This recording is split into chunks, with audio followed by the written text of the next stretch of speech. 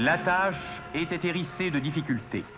Il n'y avait pas de route facile vers le minerai du Québec-Labrador. Shefferville célèbre son 70e anniversaire cette année et en 7 décennies, il s'en est passé des affaires. L'histoire de cette petite ville minière incarne à merveille une époque à laquelle, au Québec, on n'avait pas peur de se lancer dans des aventures complètement démesurées. Il a fallu 4 ans, $250 millions et des milliers d'hommes. Par exemple, ce projet de créer une ville de toutes pièces pour répondre à un besoin, celui en fer. Or in 54. Mais avant d'en arriver là, il y a une histoire à raconter. Là où se trouve Shefferville aujourd'hui, les Inuits et les Naskapi chassaient depuis des générations. Et le plus extraordinaire dans tout ça, c'est que c'est un Innu, un guide du nom de Mathieu André, qui va montrer, en 1936, à son ami géologue, un gisement plein de promesses, la fosse du Labrador. La IOC est créée pour l'exploiter et en août 1955, Shefferville est incorporée.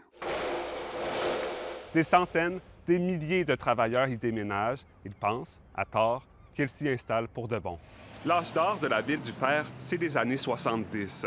On y bâtit plusieurs écoles, un aréna, un hôpital, on y pêche, on y chasse, c'est le paradis. Mais sans que grand monde s'en rende compte, il y a quelque chose qui ne marche pas au paradis. La mine d'IOC à Shefferville ne va pas bien, mais pas bien du tout. Les signes sont là, ont été là pour tout le monde qui voulait écouter et tout le monde qui voulait lire. La mine ne fait plus d'argent, on pense à fermer la ville et les résidents ont quelques mois à peine pour décider s'ils restent. J'entendais d'avoir un avenir ici à la compagnie, puis là, t'es obligé de m'en aller ailleurs. En 1990, tout porte à croire que Shefferville va disparaître, mais c'est d'oublier une force tranquille. Les Inuits de Matimekos-Lac-John et les Naskapi de Kawawa-Shikamak ne sont pas indifférents à la destruction de Shefferville, et la pression qu'ils mettent sur les gouvernements va les convaincre de garder la ville ouverte.